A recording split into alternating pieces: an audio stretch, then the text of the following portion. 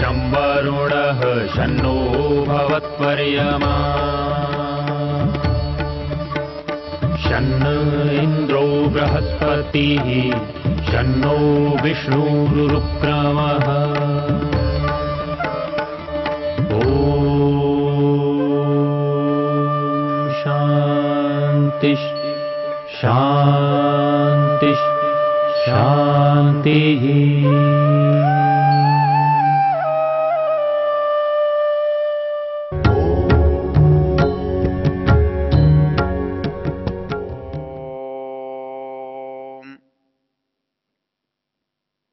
हम वेद की चर्चा कर रहे हैं, वेद मंत्रों की चर्चा कर रहे हैं और वर्तमान में ऋग्वेद के दशम मंडल के 71वें सूक्त हमारे चर्चा का विषय है, जिसको हम ज्ञान सूक्त कहते हैं।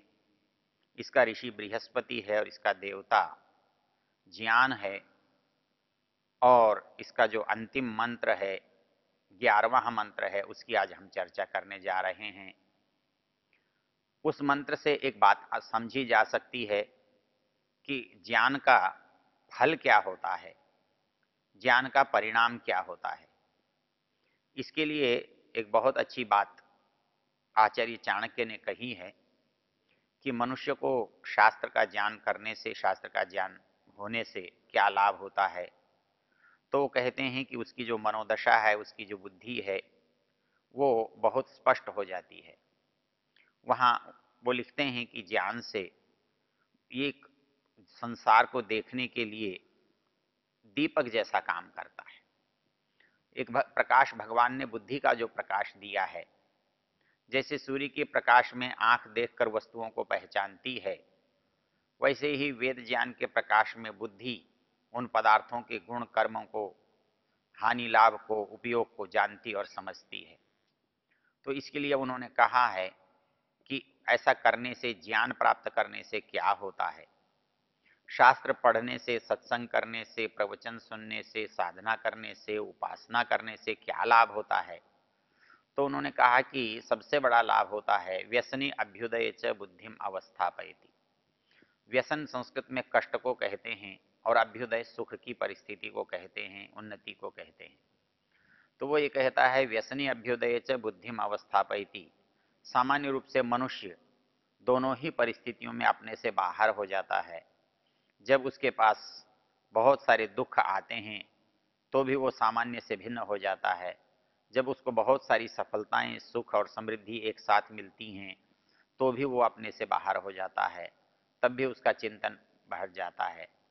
यदि वो घटता है तो उसके अंदर निराशा, हताशा, भय आदि की उपलब्धि होती है, प्राप्ति होती है।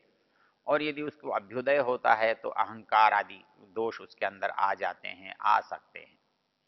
तो इसलिए जो शास्त्र पढ़ता है, जो वेद का स्वाध्याय करता है, जो धार्मिक चिंतन करता है, जो उपासना करता है, जो परमेश्वर की भक्ति करता है, जो उसका सबसे बड़ा लाभ होता है वो ये है कि व्यसने अभ्युदय च बुद्धिम अवस्थापयति। मनुष्य दुख में और सुख में समान रहता है। वो सुख में भी अधिक विचलित नहीं होता है, बहुत सक्रिय नहीं होता है, और दुख में भी उसे कोई परेशानी नहीं होती है। दोनों परिस्थितियों में वो अपने को संतुलित रख पाता है, सहज रख पाता है, सामान्य अपने को बना पाता है। और दूसरी बात जो वो कहता है, प्रज्ञा वाक्य क्रिया वैशारद्यम आपादयति, अर्थात मनुष्य के अंदर सोचने की क्षमता बढ़ जाती है, बुद्धि में स्पष्टता आ जाती है, वाणी की में अभिव्यक्ति उत्तम हो जाती है। वो थोड़े शब्दों से बहुत अपनी बात को, अपने भावों को व्यक्त करने में समर्थ हो सकता है। और तीसरी चीज है, वो जब किसी काम को करना चाहता है तो बहुत अच्छे तरीके से कर सकता है, जल्दी कर सकता है। तो अच्छा और जल्दी कर सकने के लिए, थोड़े शब्दों में अपनी बात कहने के लिए, बुद्धि से बहुत जल्दी और बहुत अच्छी तरह समझने के लिए हमें अध्ययन की, वेदाध्ययन की और शास्त्रों के अध्ययन की आवश्यकता होती है। और उस अध्ययन से हमको क्या मिलता है और हम क्या करते हैं, उसकी चर्चा इस मंत्र में बहुत अच्छे शब्दों में कही गई है। ये मंत्र बहुत प्रसिद्ध है और जब जब यज्ञ का प्रसंग आता है तो इस मंत्र को उद्धृत किया जाता है। मंत्र है ऋचाम त्वः पोषमास्ते पुपुष्वान् गायत्रम तो गायति शक्वरीषु ब्रह्मा तो वदति जात विद्याम यज्ञस्य मात्राम विमिमीत उत्व। यज्ञ का एक सामान्य अर्थ जो हम जानते हैं उसको अग्निहोत्र कहते हैं। वहां तो ये चारों बातें होती ही हैं, लेकिन जब ज्ञान का प्रसंग है तो केवल अग्निहोत्र तक सीमित नहीं रहा जा सकता। यज्ञ जो है वो एक विधा है, शैली है किसी चीज को करने की। तो उसको करने के लिए जितने लोग चाहिए, जितना प्रकार चाहिए, जैसे साधन चाहिए, वो उसका नाम भी यज्ञ है। ऋषि दयानंद पढ़ने पढ़ाने को भी यज्ञ कहते हैं, उपदेश देने सुनने को भी यज्ञ कहते हैं, अग्निहोत्र करने को भी यज्ञ कहते हैं, शिल्प विद्या को प्राप्त करने और देने को भी यज्ञ कहते हैं, समाज का उपकार करने को भी वो यज्ञ कहते हैं, अर्थात परमेश्वर का चिंतन करना है उसको भी वो यज्ञ कहते हैं। तो यज्ञ का क्षेत्र बड़ा व्यापक है, बड़ा विस्तृत है।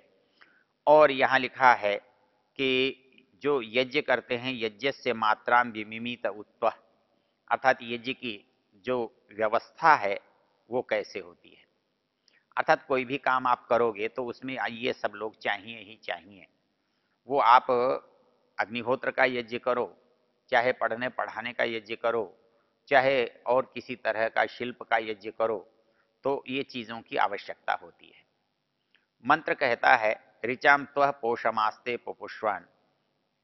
एक ऋचाओं का गान करने वाला होता है, एक स्तुति करने वाला होता है। यहाँ स्तुति का अभिप्राय होता है जो सब कुछ जिस काम को कर रहा है उसके बारे में बहुत अच्छी तरह जानता है, उससे वो बहुत अधिक परिचित है। तो वो जो परिचय है उसको जानना जो है ये ऋग्वेद है, अर्थात संसार की उपयोगिता को समझना, संसार की वस्तुओं का उपयोग कर सकना, उसका सामर्थ्य पैदा करना, मान लीजिए कि यह ऋग्वेद है। ऋचाम त्वः पोषमास्ते पुपुष्वान, अर्थात अपने ज्ञान से, उन ऋचाओं से, ज्ञान देने वाली ऋचाओं से इस यज्ञ की कोई पुष्टि करता हुआ होता है, अर्थात उस ज्ञान को और आगे बढ़ाता हुआ होता है।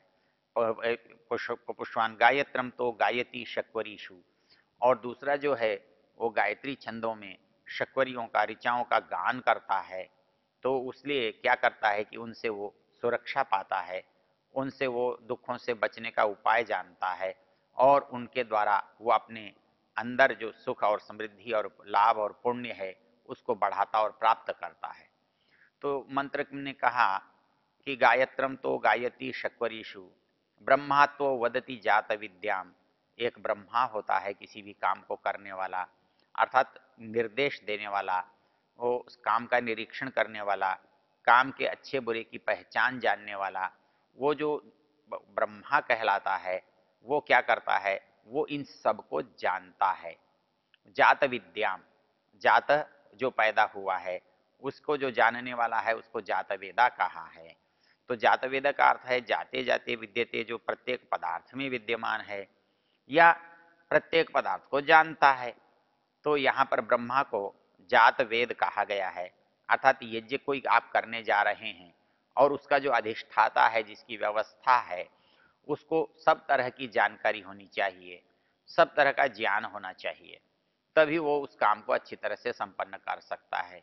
इसीलिए यज्ञ में जिसको ब्रह्मा बनाया जाता है या जिसे हम ब्रह्मा कहते हैं, वो हम लोगों में जो सबसे श्रेष्ठ होता है, जो सबसे बड़ा होता है, जो सबसे अधिक जानकार होता है, जो उस बात को समझ सकता है, जो उस काम के लिए गलत होने पर रोक सकता है, अच्छाई के लिए जो निर्देश दे सकता है, ऐसा जो व्यक्ति होता है उसको हम अपने कार्य का, अपने कार्य रूप यज्ञ का, अग्निहोत्र का ब्रह्मा बनाते हैं।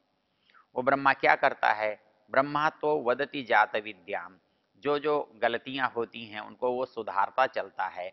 वो जो नए नए काम करने हैं उसका वो अपने ज्ञान से निर्देश देता चलता है, उसको हम ब्रह्मा कहते हैं। उसके निर्देश में हम काम करते हैं, उसके निर्देश में हम चलते हैं। ब्रह्मा तो वदति जात विद्याम यज्ञस्य मात्राम विविमीत उत्व।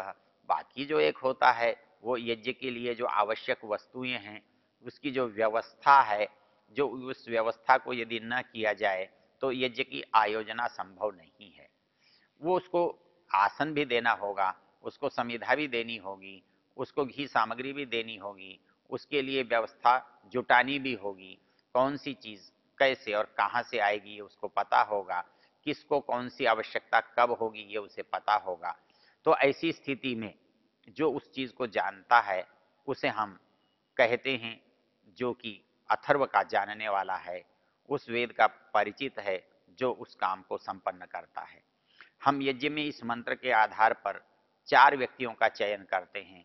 उनमें एक को ब्रह्मा कहते हैं, दूसरे को होता कहते हैं, तीसरे को उद्गाता कहते हैं और चौथे को अध्वर्यु कहते हैं।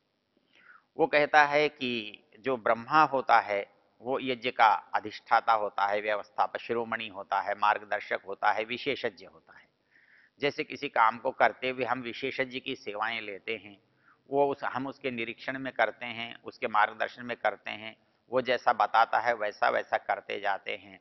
तो ये कहता है कि जो पहला होता है, जो इस काम का मार्गदर्शक होता है, उसे हम ब्रह्मा कहते हैं। उसके बाद जो दूसरा होता है, जो उस काम को बताता रहता है, करता रहता है, हो रहा होता है, वो ये बात जिससे पता लगती है वो उद्गाता है। वो यज्ञ के अंदर होने वाली आहुतियों को, दिए जाने वाले आहुतियों के लिए जो मंत्र पढ़े जाते हैं, उन मंत्रों का वो उच्च स्वर से गायन करता है। अर्थात जब कोई काम हम कर रहे हैं तो करते हुए वो काम ठीक हो, इस काम को समय समय पर जो बताता चलता है, जो निर्देश दे रहा है, वो हमारे यहाँ उद्गाता है, ऊंचे स्वर से गान कर रहा है, ऊंचे स्वर से परमेश्वर की महिमा को बता रहा है, ऊंचे स्वर से यज्ञ के अभिप्राय को समझा रहा है और उसके गान के अनुसार ही हमारी क्रियाएं चल रही हैं। तो इसलिए वो उद्गाता हमारे रास्ते को बताने वाला होता है। और उसके बाद जो हमारे पास आता है होता। होता सामान्य रूप से यजमान होता है जो आहुति देता है। हु दाना अदनय हो आदाने चेत्य की, अर्थात जो लेता है, देता है, ऐसा काम करने वाले व्यक्ति को हम होता कहते हैं। अर्थात जो यज्ञ के अंदर उपस्थित होकर के आहुतियां डाल रहा है वो यज्ञ के अंदर होता कहलाता है।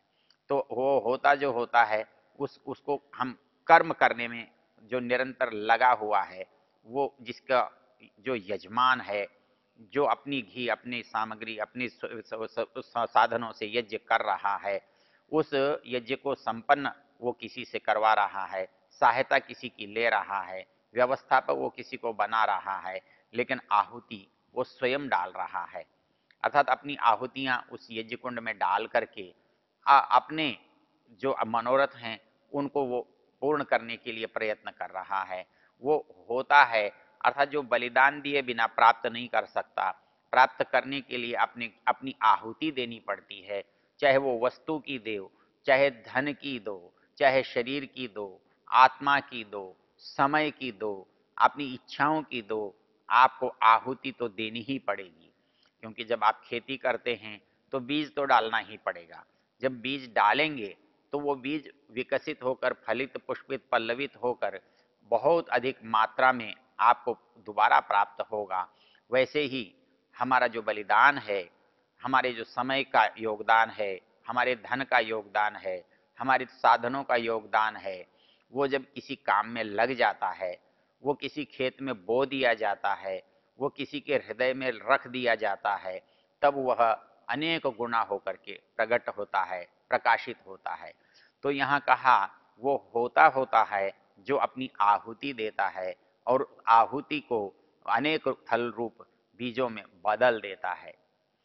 कहा गया कि वो जो है ऋचाम तो पोषमास्ते पुष्पान गायत्रम तो गायती शक्वरीषु, कहता है शक्वरी छंदों में शक्वरी ऋचाओं को गायत्री के रूप में गाता है।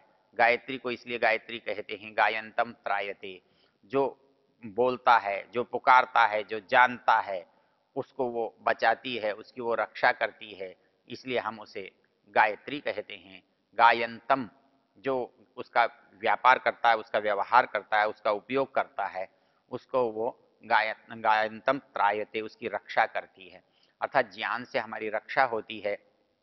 इसलिए जो इस ज्ञान का संग्रह करता है, इस ज्ञान को पाता है, इस ज्ञान का उपयोग करता है, इस ज्ञान को बोलता और बताता है, तो उसकी अवश्य ही रक्षा होती है। इसलिए यहाँ पर उसको कहा गया है कि पहला जो है वो ब्रह्मा ऋचाम त्वः पोषमास्ते पुष्पान, जो ऋचाओं की पुष्टि करता है, अर्थात जो बात हम करने जा रहे हैं उसका वो समर्थन करता है, उसके बारे में विस्तार से बताता है, उसको मजबूत करता है जो हम कर रहे हैं, जो जानते हैं, जो करने जा रहे हैं। इसलिए वहाँ कहा ऋचाम तो पोषमास्ते पुपुष्वान गायत्रम तो गायती शक्वरीषु, जो शक्वरी ऋचाएं हैं उनको गाता है, अर्थात उनके आच्छादन से हम सुरक्षित हो जाते हैं, उस ज्ञान से हम विघ्नों से, बाधाओं से, बुराइयों से, पाप से बच जाते हैं। तीसरा जो है वो क्या करता है, यज्ञस्य मात्राम विमिमितौत्व, और उस एक और क्या करता है, ऋचाम तो पोषमास्ते पुपुष्वान गायत्रम तो गायती शक्वरीषु ब्रह्मा तो वदति जात विद्याम यज्ञस्य मात्राम विमिमितौत्व। एक अध्वर्यु होता है, वो अध्वर संस्कृत में यज्ञ को कहते हैं, लेकिन ये बना शब्द बड़ा विचित्र है, बड़ा रोचक है। और सामान्य रूप से जो लोग आज ये समझते हैं कि किसी भी पदार्थ से हवन किया जा सकता है, तो आप देखेंगे कोई श्मशान में यज्ञ कर रहा है, कोई नमक मिर्च की आहुति डालकर यज्ञ कर रहा है, कोई बलि दे करके यज्ञ कर रहा है, कोई जानवरों को मार करके यज्ञ कर रहा है। ये यज्ञ नहीं है, क्योंकि यहाँ पर एक बात कही गई है, यज्ञ का जो नाम है वो है अध्वर, ध्वरति हिंसा कर्मा तत्प्रतिषेध, अर्थात जो ध्वर है वो हिंसा के अर्थ में आने वाला शब्द है, इसलिए यज्ञ का नाम दिया अध्वर, जहाँ हिंसा मान्य नहीं है, जहाँ हिंसा स्वीकार्य नहीं है, जहाँ हिंसा विहित विधान नहीं है, अर्थात यहाँ जो होगा वो कैसा होगा, अहिंसक रूप होगा, अहिंसनीय होगा, उसमें हिंसा का भाव रखते हुए या हिंसा करते हुए आप यज्ञ करेंगे तो वो यज्ञ यज्ञ होगा ही नहीं। तो इस दृष्टि से कहा है कि ये अध्वर है, अर्थात जिसमें हिंसा नहीं है, और इस अध्वर को संपन्न करने का काम जिसके उत्तरदायित्व में है, जिसके जिम्मे है, जिसे सौंपा गया है, उसका नाम है अध्वर्यु, अर्थात अध्वरम युनक्ति, जो यज्ञ की योजना करता है, जो यज्ञ की योजना करता है उसे अध्वर्यु कहते हैं। अर्थात यज्ञ के अंदर जिन जिन वस्तुओं की आवश्यकता होती है उनको ठीक ठीक स्थान, ठीक ठीक समय पर, ठीक मात्रा में जो ला देता है, उपस्थित कर देता है, उसको हम अध्वर्यु कहते हैं। और ये जो अध्वर्यु है वो उसके बिना उसकी यज्ञ की योजना सफल नहीं हो सकती, इसलिए कहा अध्वरम युनक्ति। और वो अध्वर कैसा है, जिसमें कोई हिंसा की बात नहीं हो सकती, जिसमें किसी को कष्ट या दुख देने की बात नहीं हो सकती, वो तो सबके कल्याण की है, क्योंकि यज्ञ परोपकार का नाम है, यज्ञ जो है दूसरे के भले का नाम है, इसलिए यज्ञ के द्वारा किसी की हानि हो इसी कल्पना से परे की बात होती है। यदि यज्ञ करने से किसी की हानि होती है तो उतने अंश में वो यज्ञ ही नहीं होगा। इसलिए जो लोग इसमें यज्ञ में बलि देने की बात करते हैं, यज्ञ में अनुचित चीज़ों को डालने की बात करते हैं, जिनसे किसी को भी किसी भी प्रकार का नुकसान पहुंच सकता है, वो चीज़ें यज्ञ में विहित नहीं हैं। इस तरह से इस मंत्र के माध्यम से हम देखते हैं कि ज्ञान को हम जब प्राप्त करते हैं तो उसको कैसे काम में लाते हैं। कहीं हम मार्गदर्शक होकर काम में लाते हैं, कहीं व्यवस्थापक होकर काम में लाते हैं, स्वयं आहुति देकर अपने काम में लाते हैं, उसको बता करके उसको काम में लाते हैं। ये मंत्र की विशेषता है।